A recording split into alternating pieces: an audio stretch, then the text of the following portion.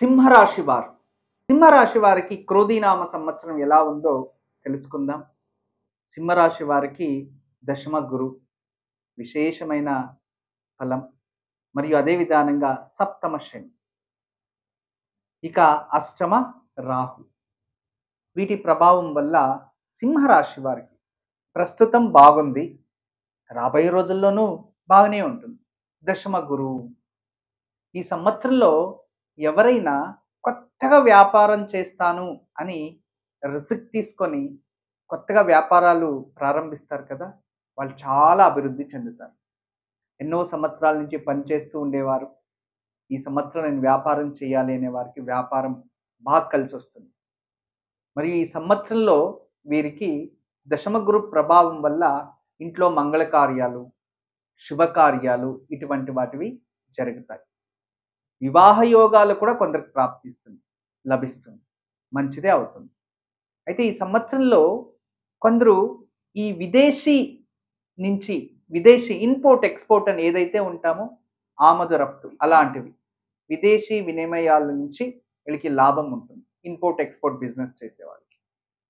అదే విధానంగా కొత్తగా నూతనంగా ఏదైనా సంస్థలు లేదో వేరే వేరే బ్రాంచెస్ చేయాలి, చేసే బిజినెస్‌ని ఎక్స్‌పాండ్ చేయాలి అనుకునే వాళ్ళకి బాగా డెవలప్‌మెంట్ అవుతుంది. వ్యాపారస్తులకైతే అధిక లాభమే ఉంది. సొంత వ్యాపారస్తులకి. ఉద్యోగంలో ఎటువంటి ప్రాబ్లమ్ లేకుండా ఉద్యోగంలో సరాగంగా జరిగేస్తుంది ఈ సంవత్సరం. కొంచెం ఒత్తిడి ఉంటుంది. అయినప్పటికీ ఉద్యోగంలో ఎటువంటి ప్రాబ్లమ్స్ అయితే రావు ఉద్యోగంలో. దీన్ని మంచిగా ఉద్యోగం చేసుకోవచ్చు.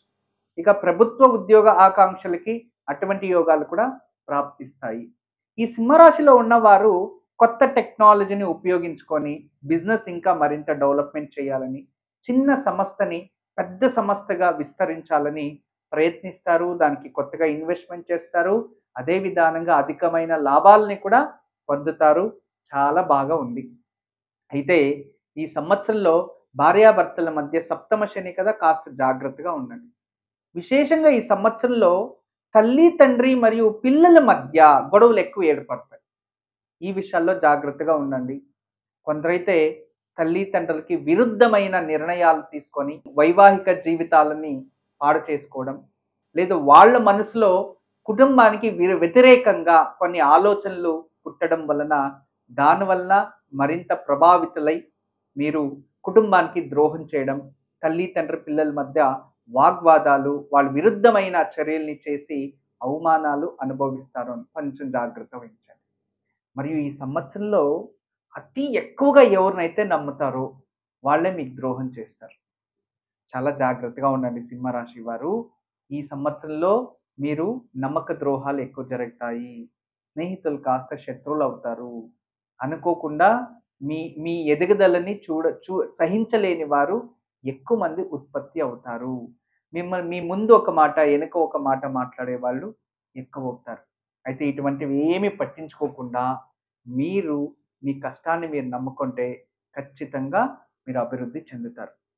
ఈ సంవత్సరంలో పిల్లలు మంచి ఎడ్యుకేషన్, హైయర్ స్టడీస్ కోసం, జ్ఞానం కోసం మీరు ప్రయత్నిస్తే మరింత ఉన్నతమైన ఎడ్యుకేషన్‌ని పొందగలరు. అదే విధానంగా ఈ సంవత్సరంలో ఎవరైనా ప్రభుత్వ ఉద్యోగాలకి ప్రయత్నిస్తూ ఉంటే వాటి వల్ల కూడా మీకు శుభమే జరుగుతుంది. కష్టానికి తగినట్టుగా ప్రతిఫలం గురువు అందిస్తూ ఉంటాడు. వివాహాలు చేసుకునేటప్పుడు మాత్రం కాస్త జాగ్రత్తగా ఉండండి. ఎవరైనా సప్తమ శని ఉండడం వల్ల కొత్తగా వివాహాలు చేసుకునేటప్పుడు కాస్త అన్ని విధాలుగా చర్చించి వాటి గురించి పరిపూర్ణంగా తెలుసుకొని వివాహాలు చేసుకోవడం చాలా మంచిది. దాన ధర్మాలు చేయండి. అధికమైన పూజలు చేయడం వల్ల మీకు పుణ్యఫలం ప్రాప్తిస్తుంది. మరియు ఈ సంవత్సరంలో ఉద్యోగాల్లో అభివృద్ధి ఉంది, బాగుంది. నూతన గృహము కొనుగోలు చేయడం బాగుంది. భూమి కొనుగోలు చేయడం అదృష్టాన్నిస్తుంది. మీకు ఎన్నో సంవత్సరాల నుంచి ఉన్న అప్పుల నుంచి విముక్తి ప్రాప్తిస్తుంది. ఈ సంవత్సరం సింహరాశి వారికి ఖచ్చితంగా చాలా బాగుంది. మీకు దశమ గురు ప్రతిఫలాలు మంచిగా ఉన్నాయి. సప్తమ శని మరియు నవమ రాహు వల్ల కాస్త మానసికంగా ఒత్తిడి ఎక్కువ ఉంటుంది. అయినప్పటికీ గురువు వల్ల మీకు శుభమే జరుగుతుంది. ధైర్యంగా ఉండండి. అయితే ఈ సంవత్సరంలో మీరు విశేషంగా ఆదాయ వ్యయము తెలుసుకునేదైతే సింహరాశి వారికి ఆదాయం 2, వ్యయము 14 ఉంటుంది. అదే విధానంగా ఈ సంవత్సరంలో ఆరోగ్యం 3, అనారోగ్యం 0, రాజ్యపూజ్యం 5, రాజకోపం 6, దుఃఖము 3 మరియు సుఖము 3% ఉంది. ఇది ఆదాయ వ్యయ కోష్టకం. ఈ సంవత్సరం అంతా మీకు శుభం జరగాలి, అన్ని విధాల మంచి జరగాలి అనుకుంటే మీరు విష్ణువుని ఆరాధన చేయాలి. ఈ సంవత్సరంలో శ్రీరాముల వారిని పూజించండి, రామనామం జపించండి, లేదా లక్ష్మీనారాయణని పూజించండి, నారాయణ అష్టోత్తరాలు చదువుతూ ఉండండి, ప్రతి నెల సత్యనారాయణ స్వామి పూజ వ్రతాలు చేస్తూ ఉండండి. మహావిష్ణువుని ఎంత పూజిస్తారో, మహావిష్ణు ధ్యానం ఎంత ఆచరిస్తారో మీకు అంత శుభం జరుగుతుంది. సింహరాశి వారికి శుభం జరగడానికి కోసం విష్ణు ఆరాధన చెయ్యండి. ఇదిగో మీ ముందు కనబడుతుంది, దీని పేరు శ్రీవాస్తు యంత్రం అని. ఇది చాలా రోజులు చాలా కష్టపడి చాలా ఆలోచించి దీర్ఘంగా ఏదైనా ఇంట్లో ఒక పాజిటివ్ ఎనర్జీ, కాస్మిక్ ఎనర్జీని క్రియేట్ చేసే ఒక ట్రయాంగిల్, అంటే ఇలా దీనికే ఒక రేఖాగణితలో మీకు అందరికీ తెలుసు, రేఖాగణిత శాస్త్రంలో దీనికి ఈ రేఖలు ఇలా కలిస్తే ఒక ఎనర్జీ ఉంటుంది. తర్వాత ఇలాంటి రేఖ చూసుకోండి, ఇది ఒక రేఖ మనకి ట్రయాంగిల్ షేప్లో ఉంది చూడండి.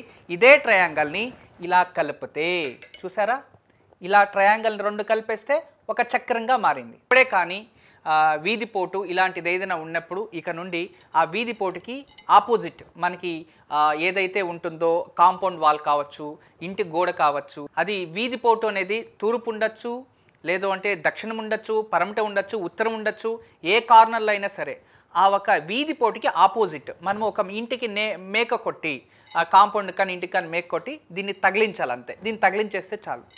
ఏ నెగిటివ్ ఎనర్జీ అయినా ఇలా పడి ఈ నెగిటివ్ ఎనర్జీస్ని అలాగే బయట తోసేస్తుంది. ఈ షేప్స్ చూడండి, ఇది 9 ఉంటాయి, 1 2 3 4 5 6 7 8 9 9 ఉంటాయి. ఇవి 9 ఇవి పాజిటివ్ ఎనర్జీని మాత్రం ఇది అట్రాక్ట్ చేసుకుంటుంది, నెగిటివ్ ఎనర్జీని అలాగే బయటికి తోసేస్తుంది. అలా తయారు చేసాం. అందుకే ఇక్కడ 9 విధానంగా 9 చక్రాలు వేసి దీని ఒక విశేషంగా సైంటిఫిక్ పిరమిడ్గా తయారు చేసాము. అందుకే దీన్ని జస్ట్ మన ఇంట్లో మేకు కొట్టి తగిలిస్తే చాలు, ఇంట్లో ఎటువంటి దోషం ఉన్నా దూరం అయిపోతుంది.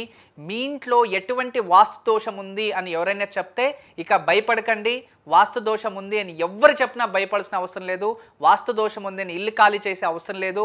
వాస్తు దోషం ఉంది అని ఒక కాంపౌండ్ కొట్టేది, దబ్బేయడము, ఇల్లు దబ్బేయడం అలాంటిది అవసరం లేదు. ఎక్కడైతే వాస్తు దోషం ఉంది, ఏ గోడకు వాస్తు దోషం ఉంది, ఏ వీధి పోటుకి వాస్తు దోషం ఉందో అక్కడ మేకు కొట్టి దీన్ని ఒకటి తగిలించండి. ఇది ఒక పాజిటివ్ ఎనర్జీ క్రియేట్ చేసే అద్భుతమైన శ్రీవాస్తు యంత్రం.